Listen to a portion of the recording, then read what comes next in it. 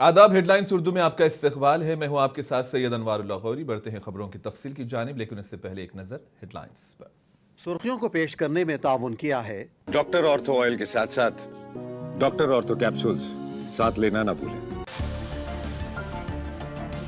सदर जमहूरिया मुर्मू ने शांति बिल को दी मंजूरी। शांति बिल से 1962 के एटॉमिक एनर्जी एक्ट और civil liability for nuclear act 2010 हुआ मनसूख।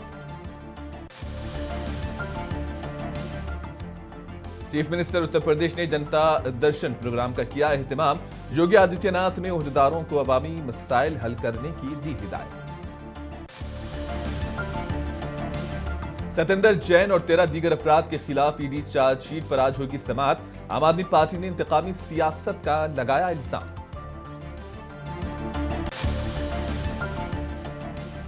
ममता बनर्जी आज बूथ सतह के एजेंटों के साथ करेंगी मीटिंग। एसआईआर से पैदा होने वाली सूरत हाल पर होगी बातचीत।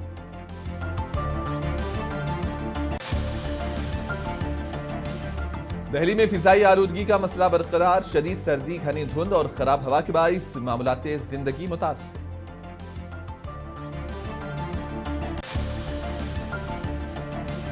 सुल्तानुल हिंद ख्वाजा गरीब नवाज के 814वें उर्सी तकारीब का हुआ आगाज। हजारों अकीदतमंदों की शिरकत के पेश नजर सख्त सिक्योरिटी इंतजाम।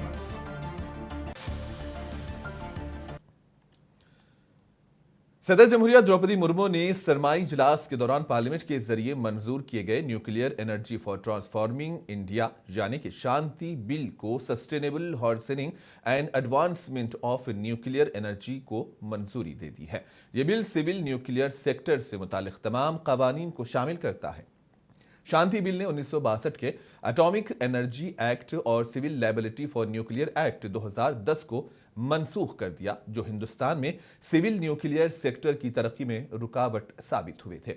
ये कानून निजी कंपनियों और जॉइंट वेंचर्स को हुकूमत के लाइसेंस के तहत न्यूक्लियर पावर प्लांट्स की तामीर, मिल्कियत, चलाने और खत्म करने के काबिल बनाता है।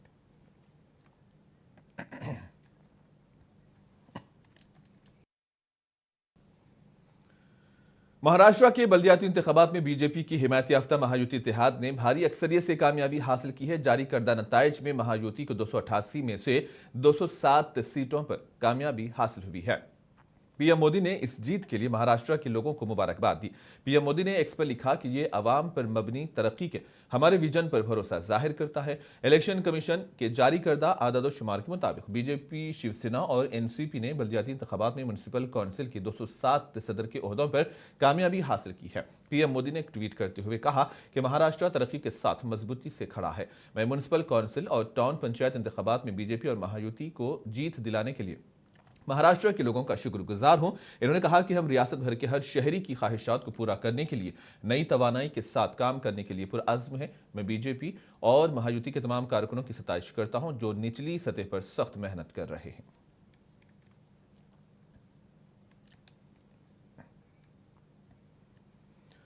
दिल्ली के साबिक वजीर सतेंद्र जैन और 13 दीगर अफराद के खिलाफ ईडी चार्जशीट आज समाअत होगी। कबल अज़ी आम आदमी पार्टी ने सीनियर लीडर सतेंद्र जैन के खिलाफ ईडी की चार्जशीट का जवाब दिया था। आम आदमी पार्टी ने कहा कि मरकजी हुकूमत और बीजेपी की क़ियादत वाली दिल्ली हुकूमत इंतकामी सियासत कर रही है। इन्होंने कहा कि वो उनकी पार्टी से डरे हुए हैं। पार्टी ने कहा कि ईडी, सीबीआई और एसीबी के जरिए उसके खिलाफ दायर तमाम साबिका मुकदमात को अदालत में खारिज कर दिया गया और इसके बावजूद ईडी महीनों से तौसीई मांग रही है क्योंकि वो अपना मुकदमा साबित करने में नाकाम रही है।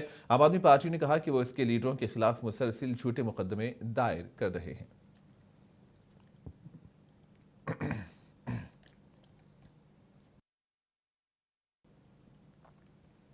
मगरबी बंगाल की वजीर आला ममता बनर्जी आज बूथ सतह के एजेंट्स के साथ मीटिंग करेंगे। तृणमूल कांग्रेस लीडर के मुताबिक वजीर आला कोलकाता और आसपास के अजला के मुंतखब बीएलए से मुलाकात करेंगे। कोलकाता की 11 असेंबली हलकों के साथ साथ शुमाली 24 परगना, जनूबी 24 परगना, हावड़ा और हुगली अजला के मुंतखब हलकों के बीएलए के लिए मीटिंग के लिए बुलाया गया है और इस मीटिंग में अहम बहस मगरबी बंगाल में इलेक्शन कमीशन के एसआईआर की मश्क से पैदा होने वाली सूरत हाल पर होगी।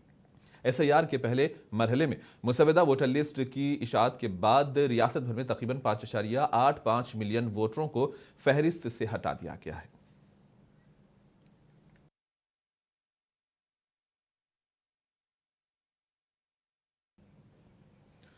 उत्तर प्रदेश के चीफ मिनिस्टर योगी आदित्यनाथ ने आज दारुल हुकूमत लखनऊ में अपनी रिहायशगाह पर जनता दरबार का इनेकाद किया। इस मौके पर चीफ मिनिस्टर ने आवाम से शिकायत और दरखास्तें वसूल की है। चीफ मिनिस्टर ने मौके पर मौजूद ओहदेदारों को हिदायत दी कि वो उन शिकायत और दरखास्तों का जायजा लेकर इस सिलसिले में फौरी तौर पर इक़दाम करें। इस मौके पर चीफ मिनिस्टर ने लोगों से बातचीत करते हुए उनके मसाइल दरियाफ्त किए और उन्हें हल करने का तयक़्क़ुन दिया।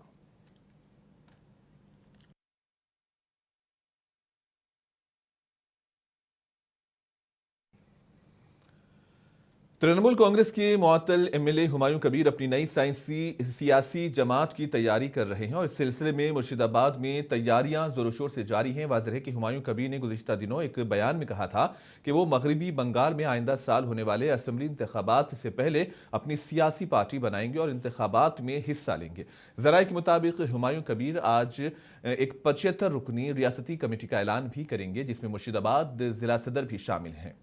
ज़राए ने बताया कि हुमायूं कबीर इंतखाबात में इत्तेहाद से मुताल्लिक फैसले का भी जल्द ऐलान कर सकते हैं और इसी दौरान इत्तलात हैं कि बैरिस्टर ओवैसी की मगरबी बंगाल यूनिट हुमायूं कबीर के साथ इत्तेहाद के लिए पुरुमीद है। तहम हुमायूं कबीर ने कहा कि हमने अभी तक AIMIM के साथ इत्तेहाद के बारे में फैसला नहीं किया है। मुअत्तल एमएलए ने कहा कि उनकी पार्टी 135 सीटों पर इंतखाबात लड़ेगी।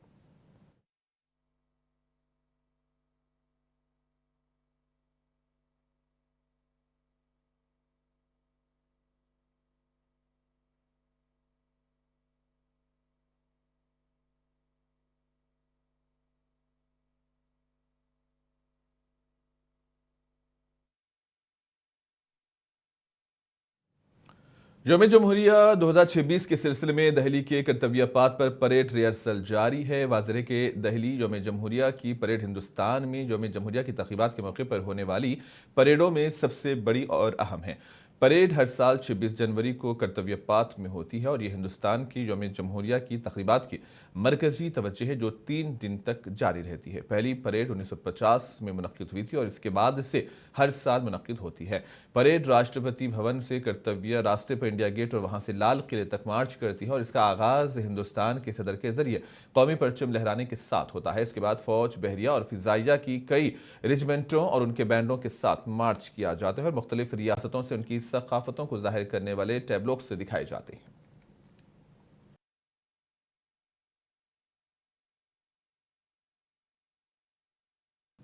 दुनिया भर में क्रिसमस और नए साल की तैयारियां जारी हैं। इसी तरह हिंदुस्तान में भी जहां एक जानिब आवाम की जानिब से क्रिसमस और नए साल के इस्तकबाल के लिए भरपूर तैयारियां की जा रही हैं, तो वहीं दूसरी जानिब सिक्योरिटी फोर्सेस अमन व अमान को यकीनी बनाने के लिए कई तरह के इंतजामात कर रही है।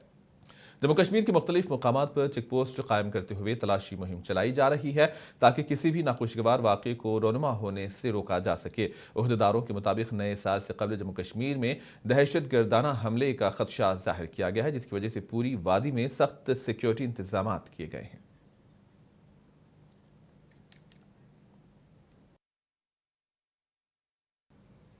कांग्रेस लीडर अभिषेक दत्त ने भूपेंद्र यादव के बयान पर रद्दअमल देते हुए कहा कि हर कोई फिजाई आलूदगी से परेशान है, लेकिन उन्होंने इस पर कोई बयान नहीं दिया।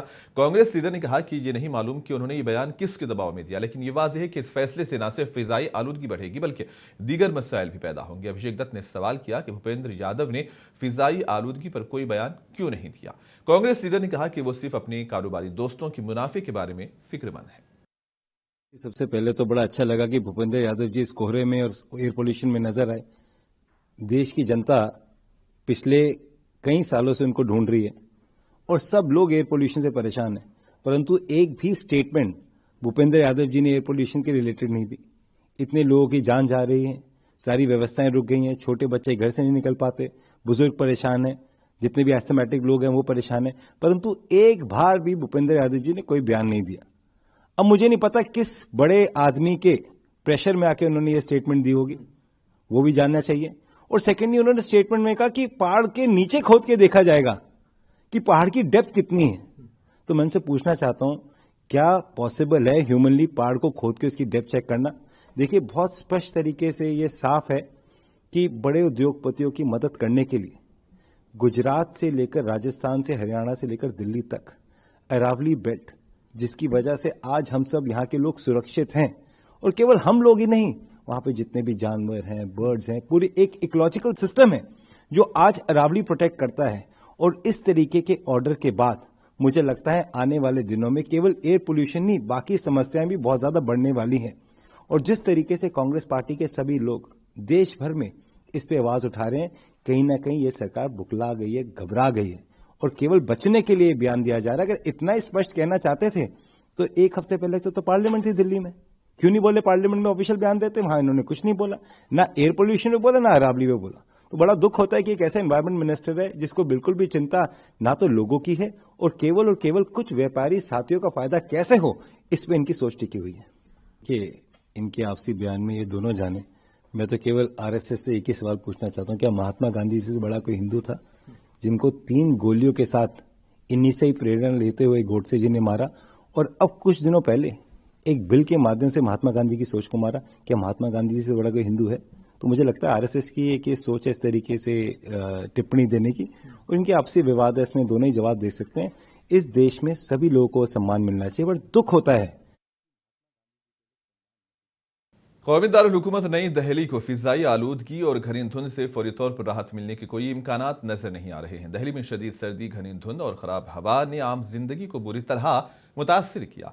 घनी धुंध ने सड़कों, रेल और हवाई ट्रैफिक को मुतासिर किया। शदीद सर्दी के बाइस जहां घरों से निकलना मुश्किल हो रहा है, वहीं घनी धुंध के बाइस सड़कों पर चलना भी मुश्किल हो रहा है। आलूदगी की वजह से सांस लेने में भी खतरा पैदा हो गया है। दिल्ली में एयर क्वालिटी इंडेक्स सुबह के वक्त 386 रिकॉर्ड किया गया, वहीं इसमें दोपहर के वक्त कदरे बेहतरी देखी जा रही है। जिन इलाकों में हवा का मेयार खराब जुमरे में है, वहां सांस की मसाइल, आंखों में जलन और गले की सोजिश का खतरा बढ़ रहा है। डॉक्टर बच्चों, बूढ़ों और पहले से मौजूद तिब्बी हालात में मुब्तला अफराद को घर के अंदर रहने और बाहर निकलते वक्त एहतियात बरतने का मशवरा दे रहे हैं।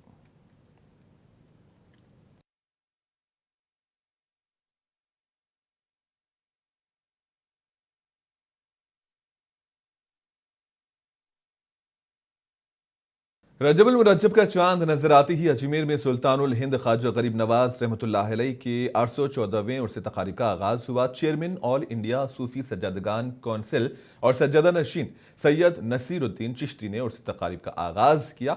इस मौके पर सैयद नसीरुद्दीन चिश्ती ने कहा कि ख्वाजा गरीब नवाज के 814वें उर्स के मौके पर पहला गुस्ल अंजाम दिया गया। इन्होंने कहा कि पुलिस ओहदेदारों के बशमूल सबके ताउन से ये रस्म अंजाम दी गई। उन्होंने कहा कि इस मौके पर पूरे मुल्क की आवाम के लिए दुआ की गई, जबकि मुल्क में अमन अमान के लिए भी खुसूसी तौर पर दुआएं मांगी गई। वाज़ेह है कि सुल्तानुल हिंद के उर्स के मौके पर हिंदुस्तान के अलावा दीगर ममालिक से भी मुतक़द्दीन बड़ी तादाद में शरीक हो रहे हैं। अल्हम्दुलिल्लाह आज ख्वाजा गरीब नवाज रहमतुल्लाह के 814वें सालाना उर्स का पहला गुस्ल मुबारक मुकम्मल हो चुका है और बदस्तूर गुस्ल की रस्म को अंजाम दिया गया है माशाल्लाह। और तमाम लोगों ने जिसमें इसमें ताउन किया, बिल्कुल खुशी तौर पर खुदाम साहिबान, अंजुमन और पुलिस प्रशासन का बहुत बहुत शुक्रिया अदा करना चाहता हूँ।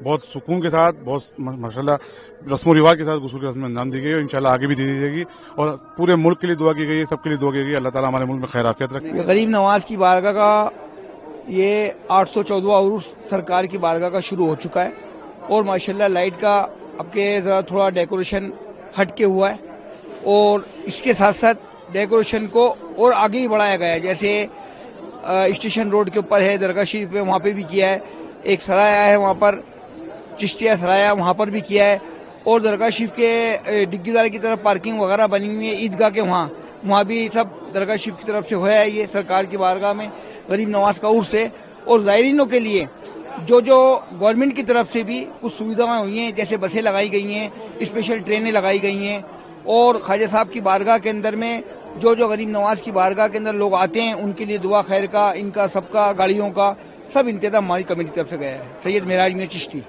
जी माशाअल्लाह, हर साल की तरह इस साल भी सरकार गरीब नवाज की बारगाह को खूबसूरत जो रोशनी है उनसे सजाया गया है और देश, पूरे भारत से भी विदेश से भी जो सरकार गरीब नवाज के डिवोटीज यहाँ अजमेर शरीफ आने वाले हैं उन सभी के लिए भी ये सजावट की गई है और साथ ही सरकार गरीब नवाज का दरबार जो कि बर्रे सगीर की सबसे बड़ी अमन की बारगाह है, उसकी खूबसूरती आप सभी देख सकते हैं और एक रूहानी माहौल सरकार गरीब नवाज की बारगाह के अंदर इस वक्त है। आज 28 तारीख के रोज ही सरकार गरीब नवाज के मज़ार शरीफ पे जो संदर शरीफ रहता है उसको भी आज उतारा गया है और जो ख्वाजा साहब के श्रद्धालु हैं उनके अंदर उनको तकसीम किया गया है। मरकजी वज़ीर पार्लिमानी उमूर किरण रिजिजू आज दरगाह हज़रत ख्वाजा अजमेरी पर हाजिरी देंगे। दरगाह अजमेर के लिए रवाना होने से कबल किरण रिजिजू ने मीडिया से बात करते हुए कहा कि ये मेरे लिए खुशकिस्मती की बात है कि मुझे ख्वाजा गरीब नवाज की दरगाह पर हाजिरी देने का मौका मिल रहा है। और इस मौके पर किरण रिजिजू ने मनरेगा के नाम की तब्दीली से मुताल्लिक जारी तनाज़े पर भी अपना रद्द-ए-अमल जाहिर किया। हर साल हम जाते हैं, पिछले साल भी गए थे और इस बार भी उर्स के समय में। और अजमेर दरगाह जाना खुशकिस्मत की बात है कि मैं दरगाह में जा कर के फिर अपना जितना भी जो दिल का तमन्ना है, जो मांगना है, मांगेंगे और फिर दुआ मांगेंगे कि सबको, देश को खुशहाली रखे और हमारे देश का सौहार्द बनाए रखे, शांति हो सब लोग और विकसित राष्ट्र की तरह हम बढ़े। हमारा तो यही दुआ मांगेगी। ये तो राजनीति हो गया, मैं तो राजनीति के लिए आया नहीं हूँ। मैं तो अभी जब अजमेर दरगाह में जाते हैं तो फिर राजनीति का बात हम नहीं करना चाहते। तेलंगाना बीजेपी के सदर रामचंद्र राव ने तेलंगाना के चीफ मिनिस्टर रेवंत रेड्डी के उस बयान को शदीद तनकीद का निशाना बनाया जिसमें उन्होंने कहा था कि उनकी हुकूमत रियासत में नफरत अंगेज तकरीर के खिलाफ बिल लाएगी। रामचंद्र राव ने कहा कि यह काबिल एतराज इक़दाम है और बीजेपी इसकी मुखालिफत करती है क्योंकि ये सिर्फ बीजेपी और उसके कारकुनों को निशाना बनाने के लिए किया जा रहा है। रामचंद्र राव ने कहा कि रेवंत रेड्डी हुकूमत का इक़दाम हिंदुत्व के खिलाफ है जिसकी हम मुखालिफत करते रहेंगे। They have enacted that act. Now the basic intention of this act is to harass the BJP cadre, BJP leaders and those who believe in Hindutva. The Congress is turning as anti-Hindutva and they are provoking the minorities of this country by telling that Congress is Muslim and Muslims are Congress. This type of tendency which the Congress leaders have got, anti-Sanatana statement and anti-Hindutva activities of the Congress party is forcing them to introduce this hate speech bill. And this bill is only being brought and introduced to target the BJP leaders, to target the BJP workers and to harass them politically. And by bringing this act, they are also going to, in fact, they put some conditions so that BJP leaders do not speak anything. This is what their intention is. But we oppose this act. We will oppose it outside and inside the house also. There is a malified intention in bringing this particular act. BJP condemns it. I think he has become an OTP, one-time password. So one time he comes out and then he forgets people and people have forgotten him. People forget him. So his activity is only OTP. Whether he comes out once or he doesn't come out, it doesn't make any difference in politics, politics of Telangana. There can be no, people have forgotten TRS, people have forgotten the TRS leaders, people have. Uttar Pradesh के इटावा में BJP leader शरद वाजपेयी साबिक वजीर आजम अटल बिहारी वाजपेयी के मुजस्समे को लेकर जारी तनाज़े पर एहतजाज कर रहे हैं। उन्होंने कहा कि भारत रत्न अटल बिहारी वाजपेयी के मुजस्समे को इस अंदाज में नहीं लगाया गया जिस तरह से लगाया जाना चाहिए था। उन्होंने कहा कि 25 दिसंबर को अटल बिहारी वाजपेयी की यौम पैदाइश से कबल इस मुजस्समे में पाई जाने वाली गलतियों को दूर करना चाहिए। कहा कि जब तक उनका मुतालबा पूरा नहीं होगा वो अपना एहतजाज जारी रखेंगे। इसका मैंने विरोध किया था कि भारत रत्न जिनका गौरवशाली इतिहास हो, जिनका इतना सशक्त व्यक्तित्व हो और उनको हाथ जोड़कर लगाना ठीक नहीं है।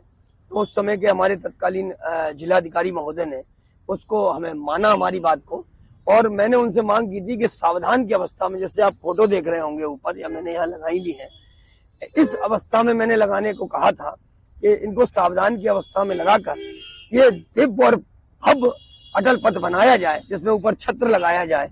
ये इतना छोटा बना है प्लेटफॉर्म कि अभी यहाँ पर ट्रक पलट गया था 5-6 दिन पहले, अगर वो इधर गिर जाता तो हो सकता है ये प्रतिमा गिर भी जाती। ना फव्वारे हैं, ना इसमें लाइटें लगी। मेरी मांग थी, और जब ये प्रतिमा को हटाया गया तो दोबारा से जब लगाई गई तो उनके इस तरीके हाथ जो थे उसको यहाँ से काट दिया गया और उंगलियां बनाकर ये आपके सामने मौजूद है। मैंने कहा इसका अनावरण तभी हो जब सावधान की अवस्था में, आप देखिए प्रेरणा स्थल बन रहा है, कितना अच्छा लखनऊ में हमारे यशस्वी माननीय प्रधानमंत्री नरेंद्र मोदी जी उसका उद्घाटन करने जा रहे हैं 25 तारीख को। कितनी दिव्य और भव्य प्रतिमाएं माननीय श्रद्धेय अटल जी, श्रद्धेय दीनदयाल जी और श्रद्धेय श्यामा प्रसाद जी की लगी हैं, तो एक प्रेरणा दे रही हैं, कुछ कहती हैं। उनके आदर्शों को हमें समाहित करने का उनसे बोध होता है। आज इस प्रतिमा को देखकर मुझे पीड़ा होती है।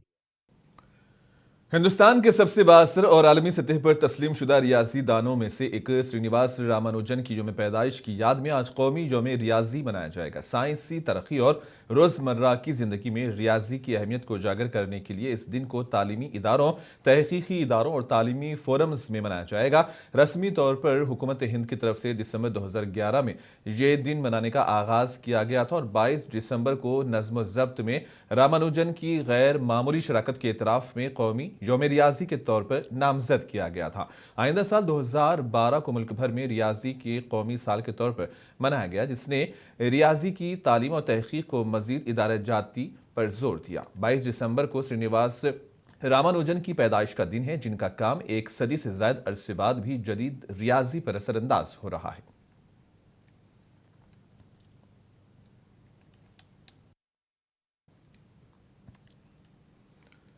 बांग्लादेश की साबिक वजीर आजम शेख हसीना ने कहा कि ट्रिब्यूनल का इस्तेमाल अवामी लीग के खिलाफ इंतकामी कार्रवाई के लिए किया गया। इन्होंने कहा कि मैंने बांग्लादेश के इदारों पर एतमाद नहीं खोया। हमारी आईनी रिवायत मजबूत है और जब जायज हुक्मरानी बहाल हो जाएगी और हमारी अदलिया दोबारा आज़ादी हासिल कर लेगी, उस वक्त इंसाफ की बालादस्ती होगी। शेख हसीना ने इल्जाम आयद किया कि यूनुस इंतजामिया इस वक्त इंतकामी कार्रवाई कर रही है। बांग्लादेश की साबिक वजीर आजम ने मजीद कहा कि उन्हें मुल्क के मौजूदा हालात देखकर तकलीफ हो रही है। ताहम उन्होंने इस एतमाद का इजहार किया कि मुल्क में दोबारा हालात बहाल होंगे और मुल्क में अवामी हुक्मरानी होगी। शेख हसीना ने मजीद कहा कि मुझे अपने दिफा के हक से महरूम रखा गया और मुझे अपनी पसंद का वकील भी फराहम नहीं किया गया। कहा कि अवामी लीग के खिलाफ इंतकामी कार्रवाई करने के लिए ट्रिब्यूनल का इस्तेमाल किया गया।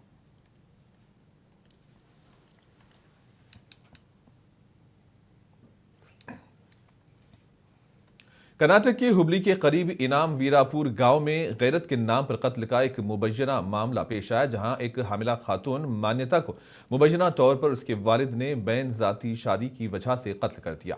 इत्तलात के मुताबिक एक हामिला खातून मान्यता ने अपने खानदान की मर्जी के खिलाफ एक मुख्तलिफ जात के आदमी से शादी की थी। इस सिलसिले में धारवाड़ के SP गंजन आर्या ने यह बताया कि कत्ल के सिलसिले में वालिद को गिरफ्तार करके मुकदमा दर्ज किया गया है और उन्होंने कहा कि यह मामला हुबली देही पुलिस स्टेशन में दर्ज किया गया।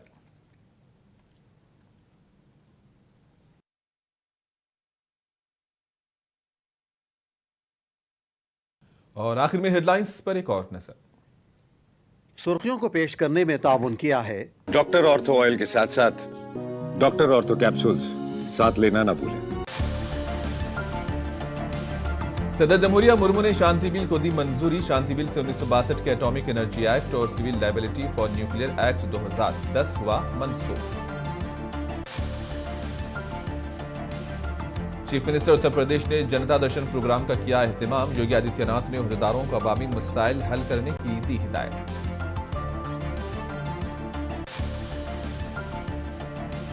सतेंद्र जैन और 13 दीगर अफराद के खिलाफ ईडी चार्जशीट पर आज होगी समाअत। आम आदमी पार्टी ने इंतकामी सियासत का लगाया इल्जाम।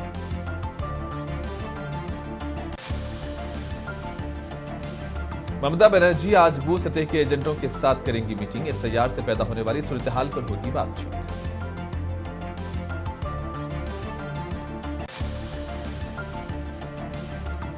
दिल्ली में फिजाई आलूदगी का मसला बरकरार। शदीद सर्दी, घनी धुंध और खराब हवा के बाइस मामलात जिंदगी मुतासिर।